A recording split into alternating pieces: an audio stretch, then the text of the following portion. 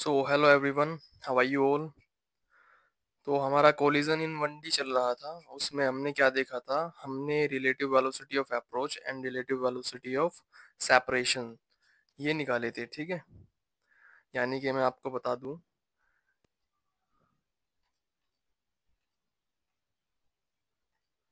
यहाँ पर देखिए, ये हमारा M1 मास था। ठीक है, U1 वेलोसिटी से चल रहा था और ये M2 मास U2 से जा रहा था।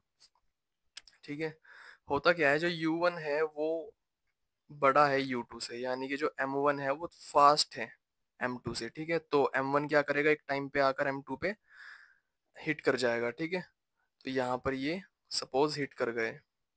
ठीक है, अब हिट करने के बाद ये तुरंत सेपरेट भी होंगे, अलग भी होंगे, है ना। सपोज M1 की वेलोसिटी V1 हो जाती है, चेंज होने के बाद M2 की वेलोसिटी V2 हो जाती है। ठीक है, तो हमने निकाला था कि जो रिलेटिव वेलोसिटी ऑफ अप्रोच है, यानी कि U1 माइनस U2 बराबर होगा V2 माइनस V1 के। ठीक है, यानी कि रिलेटिव वेलोसिटी ऑफ सेपरेशन के। ये जो U1 माइनस U2 है, इसको कहते हैं velocity of approach, velocity of approach, है ना।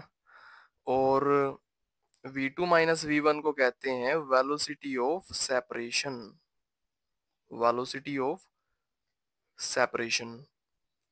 मतलब क्या है, देखिए, वेलोसिटी ऑफ अप्रोच का मतलब है कि जब ये M1 और M2, ये जो M1 है ये M2 के पास जा रहा है। ठीक है, ये इसमें क्या करेगा, एक टाइम पर हिट कर जाएगा, क्योंकि M1 तेज दौड़ रहा है M2 से, तो जो M1 है वो M2 पे टकराएगा जाके। तो कितनी तेज ये टकरा रहा है M2 पर, उसको कहते हैं वेलोसिटी ऑफ अप्रोच। यानी कि जो M1 है वो M2 को कितनी जल्दी अप्रोच कर रहा है, इसको बोलते हैं वेलोसिटी ऑफ अप्रोच। ठीक है, और वेलोसिटी ऑफ सेपरेशन किसे कहते हैं, टकराने के बाद कितनी जल्दी एक दूसरे से अलग होते हैं, उसको बोलते हैं वेलोसिटी ऑफ सेपरेशन। और इलास्टिक कोलिजन हम पढ़ रहे हैं, है ना। हम क्या पढ़ रहे हैं, इलास्टिक कोलिजन पढ़ रहे हैं। तो इलास्टिक कोलिजन में वेलोसिटी ऑफ अप्रोच, यानी कि जो M1 है वो M2 को कितनी जल्दी अप्रोच कर रहा है, इसकी वेलोसिटी, ये बराबर होगा वेलोसिटी ऑफ सेपरेशन के। हमने ये देखा था पिछली क्लास में। ठीक है, वेलोसिटी ऑफ सेपरेशन के, राइट। हमने इतना देख लिया था पिछली क्लास में। अब हमें क्या देखना है, अब हमें टकराने के बाद आफ्टर कोलिजन, ये जो M1 मास है ये V1 से चल रहा है और जो M2 मास है वो V2 से चल रहा है। तो ये V1 और V2 कितना आएगा, हमें ये देखना है। हमें V1 और V2 की वैल्यूज निकालनी है। ये कैसे निकालेंगे, चलिए देखते हैं। तो अभी हम क्या कर रहे हैं, अभी हम इस इक्वेशन को देख रहे हैं। ठीक है, ये इक्वेशन क्या है, U1 minus U2 equals to V2 minus V1। ठीक है, और एक इक्वेशन और बनाई थी हमने कल, वो क्या बनाई थी, आपको पता है, by the conservation of linear momentum. क्योंकि आपको पता है कोलिजन में जो लीनियर मोमेंटम है वो कंजर्व रहता है, तो conservation of linear momentum,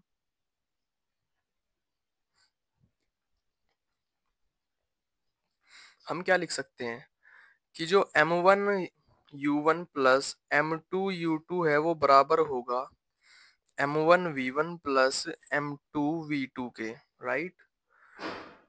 suppose ये हमारी एक इक्वेशन है। और हमारी दूसरी इक्वेशन क्या थी, U1 माइनस U2, यानी कि वेलोसिटी ऑफ अप्रोच बराबर velocity of separation V2 minus V1। ठीक है, ये सेकंड इक्वेशन। अब हम क्या करते हैं, अगर हमें V1 चाहिए, हमें हमारा जो पर्पस है वो क्या है, हमें V1 निकालना है ना। हमें V1 निकालना है, तो V1 कैसे निकालेंगे, देखिए, जो हमारी फर्स्ट इक्वेशन है इसमें आप क्या रख दो, V2 की वैल्यू रख दो। अब ये V2 की वैल्यू कहाँ से रखोगे, सेकंड इक्वेशन से। आप सेकंड इक्वेशन से V2 निकालिए। ये V2 निकालने के लिए माइनस V1 इधर जाएगा तो प्लस का हो जाएगा, तो हमारा जो V2 आएगा वो आएगा V2 equals to U1 minus U2 plus V1। ठीक है, तो ये जो V2 की वैल्यू है ना, ये वाली, ये, इसको आप फर्स्ट इक्वेशन में पुट कर दो। ठीक है, चलिए करते हैं। तो हमारा क्या आएगा, m1u1 plus m2u2 equals m1v1 plus m2, और v2 की जगह पर क्या रखना है, u1 minus u2 plus v1। ठीक है, अब इसको सॉल्व करते हैं। m1u1 plus m2u2 equals m1v1 plus m2 की u1 में मल्टीप्लाई करेंगे m2u1 minus m2u2 and plus m2v1, ये आ जाएगा। अब देखिए क्या करना है, ये जो v1 वाली टर्म्स हैं, ये वाली और ये वाली, इनको एक साथ रखिए, और बाकी जितनी भी है ये और ये, इसको आप इधर ले जाओ। ठीक है, चलिए m1u1 प्लस m2u2, और अब मैं क्या कर रहा हूँ, m2u1 को इधर ला रहा हूँ तो हो जाएगा माइनस m2u1, और ये माइनस m2u2 है, इसको इधर ला रहा हूँ तो प्लस m2u2 इक्वल्स में m2v1, और प्लस हमारा क्या है, m1v1 है, राइट। इतनी बात समझ में आती है आपको?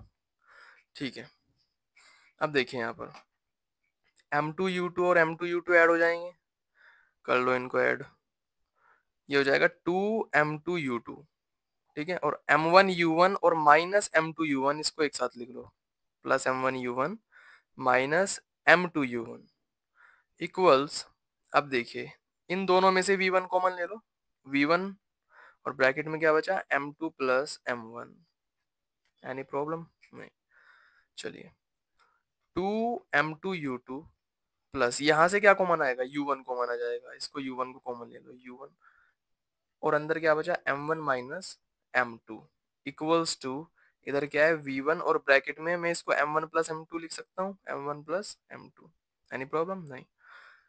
ठीक है, तो हमें क्या चाहिए, v1 चाहिए था, तो भाई v1 की वैल्यू निकाल लो, इस पूरी टर्म को इधर भेज दो इक्वल के। ठीक है, तो v1 इक्वल्स टू क्या आएगा, u1 m1 minus m2 upon में m1 प्लस m2। ठीक है, और प्लस में 2m2u2 और अपॉन में m1 प्लस m2, ये हमारा v1 आया। हमने क्या किया, हमने ये जो टर्म है m1 प्लस m2 को इधर भेज दिया इक्वल के, तो जब ये इधर आएगा, इधर ये डिवाइड में आएगा, तो यहाँ पर दो टर्म्स हैं, तो ये दोनों के नीचे जाएगा, m1 प्लस m2 दोनों के नीचे जाना चाहिए, तो हमने इस टर्म के नीचे भी m1 प्लस m2 ले लिया, और इस टर्म के नीचे भी m1 प्लस m2 ले लिया। ठीक है, तो v1 हमारा ये आता है। तो v1 क्या है, v1 वो वेलोसिटी है जो कि आफ्टर कोलिजन m1 मास की थी, है ना। यहाँ पे दो ऑब्जेक्ट ये टकरा रहे थे, ऐसे टकराने के बाद ये अलग हुए। ठीक है, ये m1 है और ये m2 है, टकराने के बाद ये अलग हुए, m1 v1 से जा रहा है अब जा, और m2 v2 से जा रहा है, तो ये v1 वेलोसिटी, यानी कि m1 कितनी रफ्तार से गया कोलिजन के बाद, ये है v1 वेलोसिटी। और v2 वेलोसिटी क्या होगा, जो m2 जाएगा कोलिजन के बाद, है ना। अब ये m2 कितनी वेलोसिटी से जा रहा है, v2 से जा रहा है, तो v2 कितनी आएगी, तो आपको कुछ नहीं करना, आप जानते हैं, दो इक्वेशंस जानते हैं आप, m1u1 plus m2u2 equals to m1v1 plus m2v2, ये है ना, कंजर्वेशन ऑफ लीनियर मोमेंटम, ये जानते हैं। और एक जानते हैं u1 minus u2 equals to v2 minus v1। तो हमने क्या किया था, v1 निकालने के लिए यहाँ से v2 की वैल्यू निकाली थी, है ना, यानी कि u1 minus u2 plus v1, ये, और ये v2 की वैल्यू इसमें पुट की थी, तो हमारा v1 आया था। पर अब हमें क्या निकालना है, v2 निकालना है। तो अगर हमें v2 निकालना है तो यहाँ से v1 की वैल्यू निकालो। ठीक है, तो यहाँ से जो v1 की वैल्यू आएगी वो क्या आएगी, यहाँ से v1 की वैल्यू आएगी v1 equals to v2 minus u1 plus u2। ठीक है, ये आपकी v1 की वैल्यू, अरे देखो ये माइनस v1 है ना, आप इसको इधर भेज दो, और ये दोनों इधर आके, ये दोनों इधर आ जाएंगे, माइनस u1 हो जाएगा और ये प्लस u2 हो जाएगा। ठीक है, तो v1 की वैल्यू बेटा ये आएगी, और ये v1 की वैल्यू को फिर से आप इसी इक्वेशन में पुट कर दो v1 की जगह पर। ठीक है, तो आपका v2 निकल के आएगा, और कितना आएगा निकल के मैं बता रहा हूँ, ये आप खुद से कैलकुलेट कर लेना, ये आपका होमवर्क है एक तरीके से। ठीक है, सिंपल है, ऐसे ही जैसे मैंने किया ऐसे ही करना है। तो v2 बराबर, यहाँ पर देखिए ये V1 की वैल्यू निकाल रहे थे तो सबसे पहले U1 आ रहा था, और हम अगर यहाँ पे V2 की वैल्यू निकाल रहे हैं तो यहाँ सबसे पहले U2 आएगा। ब्रैकेट में हमने क्या किया था, यहाँ V1 निकाला था, V1 निकालने पर U1 आया और ये आया M1 माइनस M2।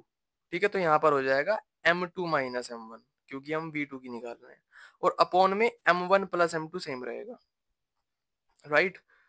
अब प्लस करने के बाद ये अगर हम V1 निकाल रहे हैं तो यहाँ पर सबसे शुरू में क्या आ रहा है, M2 आ रहा है और U2 आ रहा है। ठीक है, तो प्लस करो, हम यहाँ V2 निकाल रहे हैं तो यहाँ पर 2M1 U1 आ जाएगा, और नीचे M1 प्लस M2 ही रहेगा, तो ये आ गया आपका V2, राइट।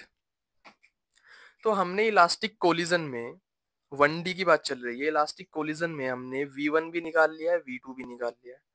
ठीक है, और हमने रिलेटिव वेलोसिटी ऑफ अप्रोच भी निकाली थी और रिलेटिव वेलोसिटी ऑफ सेपरेशन भी निकाली थी। ये सब चीजें हमने देख ली हैं। अब एक चीज आती है कोफिशिएंट ऑफ रेस्टिट्यूशन। ये क्या चीज है, देखिए, कोफिशिएंट ऑफ रेस्टिट्यूशन को हम ई से डिनोट करते हैं। इसको लिख देता हूं मैं, क्या देख रहे हैं, कोफिशिएंट ऑफ रेस्टिट्यूशन। ठीक है, इसको ई से डिनोट करते हैं। ये क्या होता है, तो ये होता है velocity of separation, velocity of separation divided by velocity of approach, velocity of approach. ये होता है कोफिशिएंट ऑफ रेस्टिट्यूशन। और मैंने बताया था इलास्टिक कोलिजन के केस में जो ई की वैल्यू होती है वो 1 होती है ना।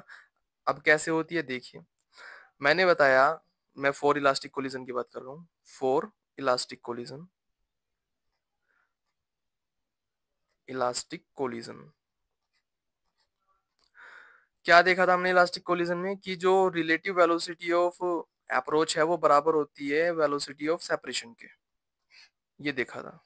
ठीक है, तो ये क्या है, ये वेलोसिटी ऑफ अप्रोच है ना, और ये क्या है, ये क्या है, ये है वेलोसिटी ऑफ सेपरेशन। तो हम क्या करते हैं, यहाँ पर वैल्यू रखते हैं, वेलोसिटी ऑफ सेपरेशन क्या क्या है हमारा, v2 minus v one, v2 minus वी1 अपॉन वेलोसिटी ऑफ अप्रोच क्या है, u1 माइनस u2, ये है। ठीक है, और हमें पता है कि u1 माइनस u2 बराबर है v2 माइनस वी1 के, तो हम क्या करते हैं, यहाँ u1 माइनस u2 की जगह पर v2 माइनस वी1 ही रख देंगे, क्योंकि बराबर है। तो यहाँ पर v2 माइनस वी1 ऊपर है, और u1 माइनस u2 की जगह पर क्या रख दिया, v2 माइनस वी1 ही रख दिया, क्योंकि हमें पता है यहाँ पर ये बराबर होते हैं, और ये इससे कट गया तो वैल्यू कितनी आई, 1 आई। तो इलास्टिक कोलिजन में जो ई की वैल्यू है वो क्या आती है, 1 आती है, यानी ये कोफिशिएंट ऑफ रेस्टिट्यूशन क्या होता है, 1 होता है। तो अगर आपके एग्जाम में इलास्टिक कोलिजन इन 1D एक्सप्लेन करने के लिए आए तो ये सब चीजें जो मैंने पिछले लेक्चर में बताया था और ये आज के लेक्चर का जो है, ये सब आपको उतार के आना है एग्जाम में। ठीक है, आपके नंबर कोई नहीं काटेगा।